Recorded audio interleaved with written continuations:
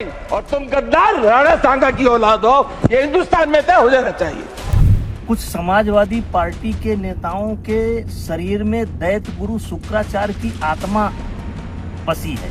तो अगर रामजा सुमन जी ने भी इतिहास का कोई पन्ना पलट दिया, जिस पन्ने में अगर इस तरह की भाव लिखा होगा, 200 साल पहले 100 साल पहले हम लोगों ने तो इतिहास लिखा नहीं। जो भारत के महापुरुषों को अपमानित करता हो, उन आक्रांताओं का महिमामंडन करता हो, जिन आक्रांताओं ने भारत की सनातन संस्कृति को रौंदने का कार्य किया था। राजा भैया रघुराज प्रताप सिंह बेहद गुस्से में हैं, और गुस्से में इसीलिए हैं क्योंकि उनको ये लगता है कि राणा सांगा द महान वॉरियर, उनका जो है अपमान हुआ है। और उसी विवाद पर राजा भैया ने एक ट्वीट किया है जिसमें सीधा सीधा संदेश अखिलेश यादव और अखिलेश यादव के उन जो सांसद थे जो राज्यसभा में, उनके लिए सीधा मैसेज है। ये ट्वीट देखिए, जो मैसेज है वो भी आप समझने की कोशिश करिए। राजा भैया कहते हैं, समाजवादी पार्टी के राष्ट्रीय महासचिव रामजी लाल सुमन ने राज्यसभा में राणा सांगा के विषय में जो अभद्र टिप्पणी की है वो सत्य से परे है तो है ही, पर हर देशभक्त, हर राष्ट्रवादी के लिए बहुत ही कष्टप्रद है। राणा संग्राम सिंह, जिन्हें हम राणा सांगा के नाम से जानते हैं, उन्होंने राष्ट्र और धर्म की रक्षा के लिए अनेक लड़ाइयां लड़ी और जीती। महाराणा होते हुए भी युद्ध में सबसे आगे की पंक्ति में लड़ने वाले राणा सांगा ने शरीर पर 80 से अधिक घाव खाए, उनकी एक आंख और एक हाथ भी जाते रहे, लेकिन उनकी पीठ पर एक भी घाव नहीं था। तुष्टीकरण के चलते हमारे महानायकों को खलनायक और गद्दार कहा जाता रहा है। देश का दुर्भाग्य है कि औरंगजेब जैसे आताताई और बर्बर शासक का महिमामंडन करने के लिए कुछ लोग अपने ही महानायकों को छोटा दिखाने की होड़ में लगे हैं। कुंठित लोग राजनीतिक स्वार्थ वश तुष्टीकरण के उद्देश्य से चाहे जो भी आरोप लगाएं, किंतु राणा सांगा देशभक्तों, राष्ट्रवादियों के लिए प्रातः स्मरणीय रहेंगे, सम्मान और श्रद्धा के पात्र रहेंगे। कैसी विडंबना है जिसने अपने पिता को कैद किया, भाइयों की हत्या करके कुत्तों को खिला दिया। ऐसे औरंगजेब को चाहने वाले भी इस देश में हैं, जो अपने ही महानायकों के गौरवशाली इतिहास को झुठला रहे हैं। इतिहास के सत्य पुनर्लेखन का युग आ चुका है। राजा भैया सीधा सीधा कह रहे हैं कि ये वो वक्त आ गया है जहां इतिहास का पुनर्लेखन यानी इतिहास को फिर से सही करने की जरूरत है। और ये बिल्कुल सही बात है जो राजा भैया रघुराज प्रताप सिंह अपने ट्वीट के जरिए कह रहे हैं। जब आप इतिहास खंगालेंगे तो अकबर महान, बाबर महान, इवन अब तो देश में औरंगजेब को भी महान बताने का प्रचलन चल पड़ा है। लेकिन जब आप भारतीय शासकों की बात करेंगे, भारतीय नायकों की बात करेंगे, तो उनको इतिहास के पन्नों में जैसे कहीं दबाने की कोशिश की गई है। और जानबूझकर जिस तरह से समाजवादी पार्टी के सांसद ने जिस समय देश में औरंगजेब को लेकर एक विवाद छिड़ा हुआ है, ऐसे में उन्होंने जानबूझकर राणा सांगा के साथ एक उस कहानी को जोड़ने की कोशिश की जो इतिहास में बस इसीलिए जोड़ा गया ताकि राणा सांगा को नीचा दिखाने का प्रयास कर सके।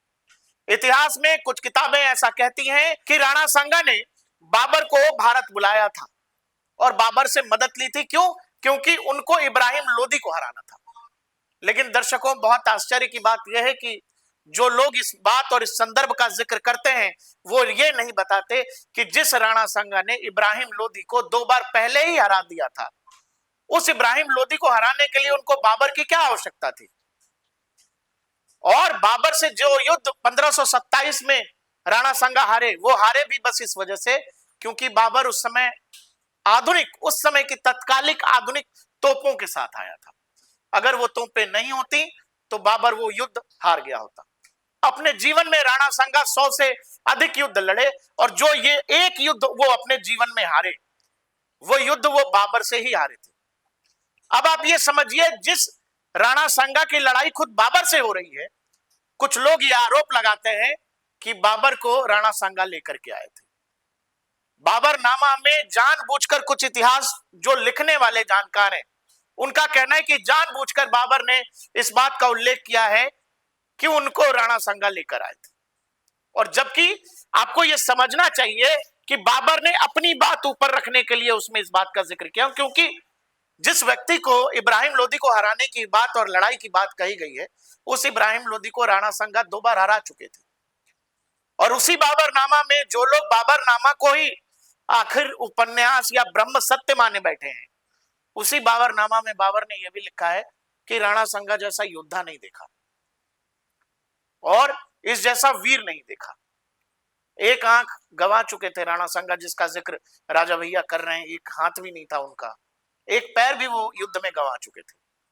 बावजूद इसके उन्होंने अपने जीवन में 100 से ज्यादा लड़ाइयां लड़ी और एक ही युद्ध वो हारे, और वो भी हारे केवल अपने जो करीबी थे उनकी गद्दारी और उनकी मक्कारी के कारण। भारतीय इतिहास में भारतीय नायकों को वो स्थान नहीं मिला जो स्थान लोगों ने अकबर को दे दिया। अकबर महान, वो अकबर जिसने चित्तौड़ जीतने के बाद 30,000 से ज्यादा राजपूतों के सिरों की मीनार बना दी। वो अकबर जिसके हरम में मैंने पहले भी अपने वीडियो में जो राणा संगा पर हमने किया था उसमें इस बात का जिक्र किया कि वो अकबर जिसके हरम में 3,000 महिलाएं और सबसे कम उम्र की पत्नी जो है वो 14 से 15 साल की पत्नी। तो इस देश में वो लोग हैं जो अकबर महान, औरंगजेब महान, बाबर महान, लेकिन राणा संगा को गद्दार कहने वालों का हिसाब ऐसे ही होना चाहिए जैसे रघुराज प्रताप सिंह ने किया है। उन्होंने सीधा सीधा संदेश और सीधा सीधा मैसेज भी दिया है कि एक तो इतिहास को फिर से सटीक यानी सही करने की जरूरत है। जो भी चीज छिपाए गए, जो भी चीजें दबाई गई, उनको फिर से दुनिया के सामने, भारत के सामने लाने की कोशिश है।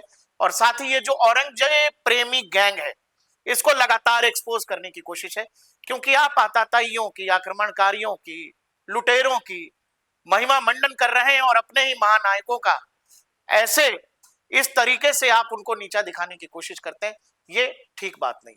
तो सीधा सीधा सवाल राजा भैया का, रघुराज प्रताप सिंह का, एक तरह से उन लोगों से भी, और सीधा सवाल अखिलेश यादव और उनकी पार्टी से भी, क्योंकि अखिलेश यादव अपने सांसद के समर्थन में आ गए थे। इस वीडियो की जानकारी कैसे लगी, साथ ही इस पूरे विषय पर राजा भैया जो कह रहे हैं या इससे इतर आपकी कोई राय है तो हमें कमेंट सेक्शन में जरूर बताइएगा। देखते रहिए DNP इंडिया, हर खबर भरोसे के साथ।